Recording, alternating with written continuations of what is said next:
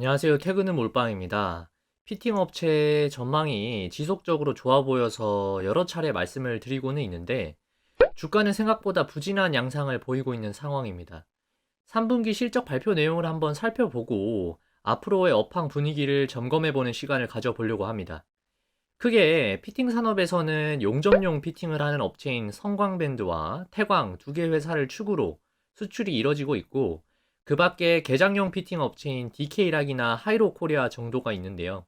이번 3분기 실적 발표 내용을 들여다보시면 성광밴드의 경우에는 매출 653억, 영업이익이 78억이 나왔고 OP 마진은 12%를 기록을 했습니다. 시장에서 예상했던 수준이 영업이익 100억 수준이었고, 마진율도 발표치보다는 좀 더 높은 14% 후반대이기 때문에 실적이 컨센보다는 못한 수준을 기록했다라고 할 수 있겠습니다. 성광밴드는 보시다시피 매출만 봤었을 때는 올해 2분기보다 3분기에 QOQ로 낮은 수준을 기록을 했습니다. 2분기에 670억을 하고 3분기에는 650억을 했는데, 이는 3분기의 일부 수주가 미국 LNG 프로젝트와 관련해서 고객사와 단가를 협상하는 과정에서 이연이 된 부분이 있고, 10월에는 공휴일이 이틀이나 껴있었기 때문에 영업일수가 줄어듦에 따라서 나타난 현상이라고 합니다. 그래서 단기적으로는 실적이 컨센보다 조금 못했고 QOQ로 봤었을 때는 부정적인 부분이 있지만, 업황이 둔화되어서거나 회사의 내부적인 이슈가 있어서는 전혀 아닌 것으로 파악을 하고, 추후 이연된 수주가 발주되면서 연속적으로 실적 성장에 기여를 할 것으로 보고 있습니다. 그리고 지난번 피팅 업체들의 긍정 전망을 말씀을 드리면서 강조를 드렸던 부분 중에 하나인 제품 믹스 개선에 대한 부분을 살펴보면, 이익 마진이 높은 스테인리스 비중이 2021년에는 47% 수준에서 올해 3분기에서는 49%까지 올라왔다라는 점에서 기대감이 충분히 유효해 보이는 상황입니다. 성광밴드의 주요 고객사는 LNG 프로젝트를 진행하는 일본의 정유, 석유화학 설계 및 건설을 전문으로 하는 업체인 치요다와 JGC라는 업체가 대표적인 것으로 알려져 있는데, 이 업체들의 프로젝트 계획을 직접 살펴봤더니 27년까지 LNG 프로젝트 발주가 여전히 기대가 되는 상황인 것으로 파악하고 있습니다. 이번 러시아 전쟁발 에너지 가격 상승에 피해를 본 유럽과 미국은 공격적으로 송유관, 그리고 가스관을 건설할 계획을 가지고 있기 때문에 스테인리스강 피팅 제품은 지속적으로 수요가 늘어날 것으로 전망을 하고 있습니다. 분기별 수주 추이를 한번 보시면 지난 2분기에 이어서 계속적으로 분기별로 과거에 보통 500억대를 수주를 했었던 것에 비해서 700억이 넘는 수준을 기록을 하고 있기 때문에, 개인적으로는 이번 사이클이 단기간에 수주 증가 추세가 피크아웃 할 것처럼 보이지는 않습니다. 4분기 실적이 3분기보다 더 높은 수준으로 나와줄 것으로 기대를 하고 있는데, 남은 몇 달 동안 지켜보면서 수출 데이터를 한번 살펴봐야겠습니다. 다음은 태광을 살펴보겠습니다. 태광도 3분기 실적을 보시면 컨센서스와 비교하면 부합하는 수준이지만 마진율은 소폭 축소가 된 것으로 보입니다. 매출은 679억, 영업이익은 104억을 기록을 했고 OP 마진은 15.3% 수준이 나왔습니다. 시장 컨센이 마진율이 17%대라는 점을 감안을 한다면 약간 아쉬운 성적을 올린 것으로 보이는군요.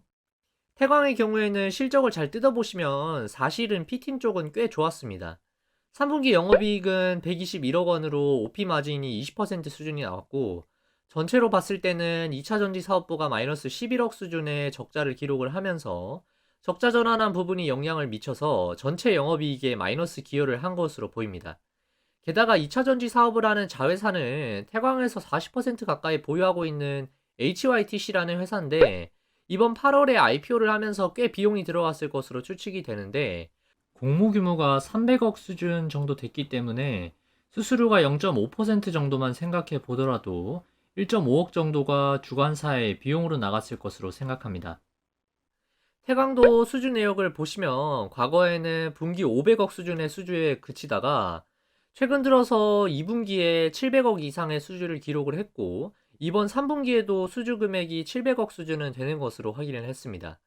급격하게 수주가 늘어난 것은 비단 성광밴드뿐만 아니라 태광까지 피팅 산업 전반에 걸쳐서 나타나고 있는 LNG 프로젝트발 수요 증가에 기인하는 것으로 볼 수 있겠습니다. 제품별 믹스 현황을 보시면 최근 들어서 다시 합금강, 스텐강 제품의 비중이 올라오는 양상을 보이고 있으면서 이익 마진의 추가 개선이 기대가 되는 상황입니다. 다올투자증권에서 10월 수출 데이터를 태광과 성강밴드 합산 기준으로 두 개 업체들의 가장 비중이 높은 제품인 카본강 제품과 스텐강 제품을 가지고 만든 차트를 보시면은 하반기에도 계속해서 성장세를 보이고 있지만 10월에 잠정 수출 데이터는 YOY, 그러니까 전년 대비 기준으로는 100%가 넘는 2배 상승을 기록을 할 것으로 전망하고 있어서 남은 4분기 실적 기대감이 더 높아질 수밖에 없는 상황입니다. 마지막으로는 개장용 피팅을 만드는 DK락입니다. DK락은 3분기 실적이 상당히 잘 나왔습니다. 매출이 286억 원으로 YOY로는 50% 상승, 영업이익이 49억 원으로 YOY 206% 상승을 기록을 했습니다. DK락은 주요 고객사로 엑슨모빌을 두고 있기 때문에 고객사들이 얼마나 상황이 좋은지, 캐펙스를 얼마나 투자하는지에 따라서 수주 발주를 더 많이 받을 수 있을지에 영향을 미칠 것으로 보이는데, 엑슨모빌의 분기별 캐펙스 비용을 한번 살펴보니까 추세상으로 최근 분기에 480억 불 정도를 지출을 했고, 이는 전년 동기인 280억 불 수준과 비교를 하면 70% 이상 증가한 수준으로 보입니다. 고객사가 영위하는 사업이 호황기에 있을수록 캐펙스가 늘어날 수 있고, 이는 DK락과 같은 부품을 내는 피팅 업체에게는 상당히 긍정적인 것으로 보입니다. 보시다시피 19년도, 20년도에 해외 수출용 밸브 매출액이 150억 수준을 왔다 갔다 하다가 이번에 22년도 추정은 200억 이상 할 것으로 기대되고 있습니다. 피팅 쪽도 마찬가지로 21년부터 성장 궤도에 본격적으로 올라타서는 올해는 400억이 넘는 수출 물량이 기대가 되고 있고, DK랑 역시 다른 피팅 업체들처럼 올해 반짝 올라가는 게 아니라 추세적으로 내년에도 이런 성장 기조가 이어질 것으로 기대를 하고 있습니다. 한 단계 볼륨이 확 커지는 구간이기 때문에 주가도 꽤 움직임이 있었지만 지금은 이미 꽤 조정을 받아서 내려와 있는 상황인 만큼 개인적으로는 DK락의 주가에도 관심이 더 갑니다. 최근 천연가스 가격의 조정세에 따라서 피팅 업체들의 주가도 피크아웃 하는 게 아니냐는 의심들이 꽤 많은 상황인데, 이번 사이클은 단순히 천연가스 가격의 추세만 가지고 판단할 것이 아니라 주요 LNG 터미널 발주가 예정된 곳에서 지속적으로 수요가 늘어날 수 있는 상황인 만큼 지속적으로 모아가는 전략으로 오를 때 조금씩 수익 실현, 빠질 때 추가 매수해 보는 것도 좋겠습니다. 제가 오늘 준비한 영상은 여기까지입니다. 제 영상이 도움이 되셨다면 구독과 좋아요 부탁드리고 알림 설정까지 해두시면 다음 영상도 놓치지 않고 받아보실 수 있습니다.